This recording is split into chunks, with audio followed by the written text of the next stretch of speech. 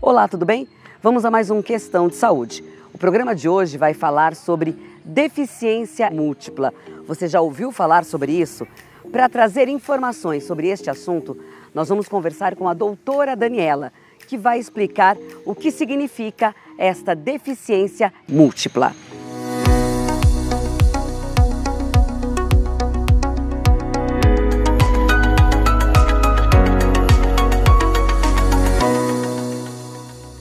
A deficiência múltipla é quando a gente tem duas deficiências associadas ou mais. Então, de repente, eu tenho uma dificuldade na parte inferior, dificuldade para deambular, para andar, então eu tenho uma dificuldade em membro inferior e tenho, por exemplo, uma dificuldade auditiva.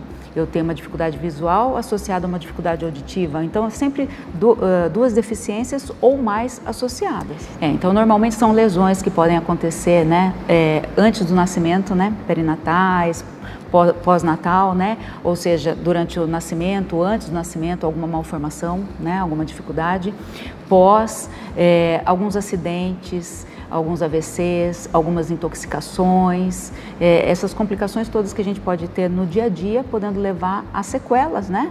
E a uma gravidade de algum órgão existente. Lembrar que a deficiência, né, a pessoa com deficiência pode ser tanto física, mental, né, e tanto a parte de sensibilidade, sensorial que a gente fala, né. Então tem pessoas que têm um déficit intelectual, tá? Que não é mais o retardo mental, que tanto falavam. Hoje já não se fala em retardo mental, é déficit intelectual.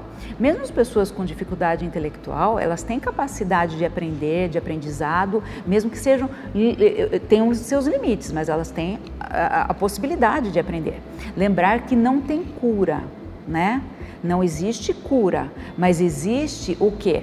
O atendimento multidisciplinar. O que é? Médico, fisioterapeuta, fonoaudióloga, terapia ocupacional e pessoas especializadas para tratar e lidar com pessoas com essa deficiência. Na verdade, se a gente não tivesse as barreiras, o que é importante falar das barreiras? Quais são essas barreiras? Então a gente tem barreira arquitetônica, barreira de atitude das pessoas, da sociedade, o quanto essas pessoas estão limitando que essa pessoa com deficiência tenha igual capacidade dentro dessa sociedade. Então essa pessoa, na verdade, se ela tivesse tudo fluindo na sociedade em que ela vive e não existissem essas barreiras, ela não seria considerada uma pessoa deficiente, como deficiência. Essa oportunidade para o deficiente é extremamente importante, porque até então ele estava dentro de casa, ele não se relacionava e ele não aproveitava das coisas importantes do dia a dia em que todas as pessoas convivem. Então, quando você coloca, por exemplo, uma pessoa com deficiência numa PAI, ele vai participar de organizações multidisciplinares, né? Então, por exemplo, ele tem capacidade de fazer uma hidroginástica, ele tem capacidade de participar de jardinagem, de fazer algum trabalho, de exercer alguma atividade que ele possa se sentir importante dentro de uma sociedade e não uma exclusão social.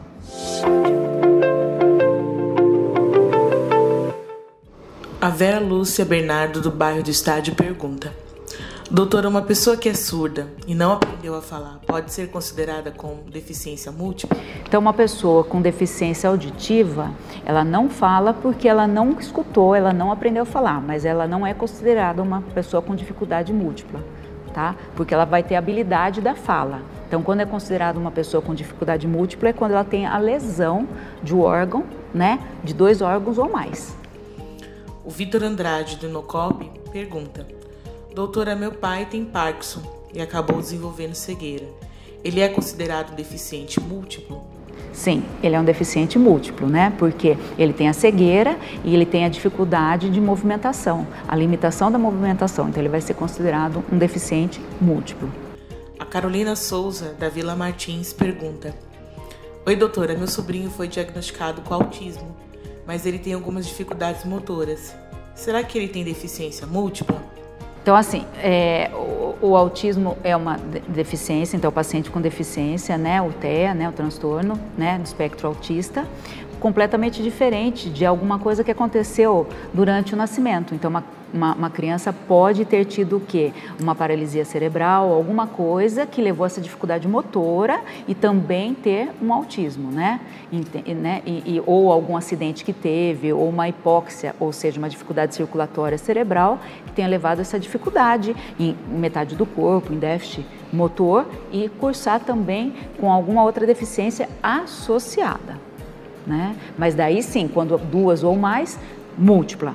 Menor do que 2 não é considerada múltipla, apenas única mesmo, que é paciente com deficiência, e não paciente deficiente, o termo que é utilizado, que não é mais utilizado. O Edson Oliveira, do BNH, pergunta: doutor, eu tive Covid e agora tenho dificuldades para ouvir. Será que é uma sequela? Isso pode se tornar em uma deficiência? Hoje em dia, pós-Covid, a gente tem visto muitas sequelas aí no paciente, né? Então, assim, a gente tem visto também sequelas auditivas, né? Então, até quanto todas essas sequelas neurológicas vão ter um impacto muito grande aí na vida dos pacientes e até quanto isso vai ser pesquisado e vai atuar como uma deficiência pós-Covid. Então, muitos estudos nessa área estão sendo feitos ainda, as sequelas pós-Covid, e quanto isso vai entrar na deficiência única ou na deficiência múltipla, se tiver comprometimento de alguns outros órgãos, né? Então, são coisas aí que estão sendo muito pesquisado, estudado ainda, até para haver essa inclusão.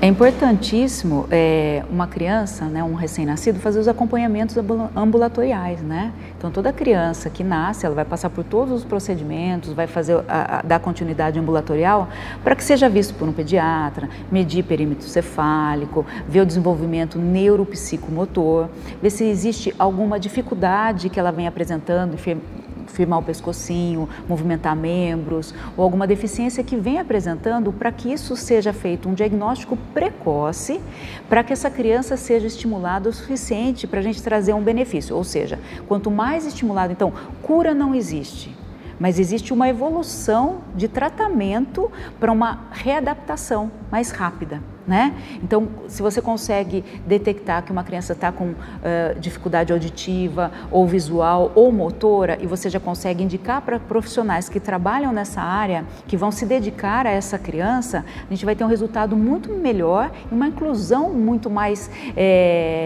no momento mais adequado. Tá? Fazendo com que essa pessoa possa participar do dia a dia como pessoas normais, mesmo tendo a sua dificuldade, a sua deficiência. Primeiro a gente abrir o nosso coração. O ser humano abriu o coração para olhar com outros olhos o deficiente. A pessoa que tem a deficiência, não o deficiente, né, como já não é mais utilizado. Mas olhar com olhos de amor, de necessidade e de direito dessa pessoa poder circular numa cadeira, poder sentar, poder compartilhar, poder dividir as angústias, as alegrias, as diversões, todos juntos, e não aquela coisa da gente de repente colocar a pessoa com deficiência num cantinho, excluir ou esconder, né? Porque faltou alguma parte, algum órgão, então a dificuldade. Então, a pessoa que tem deficiência, muitas vezes, vai para um restaurante, chega um garfo para ela. Não, é uma colher. Se ela está comendo de colher, por que a gente também não pode comer de colher para confortar tudo aquilo e participar naquele momento com a pessoa que tem a deficiência e confortar e estar lutando por ela?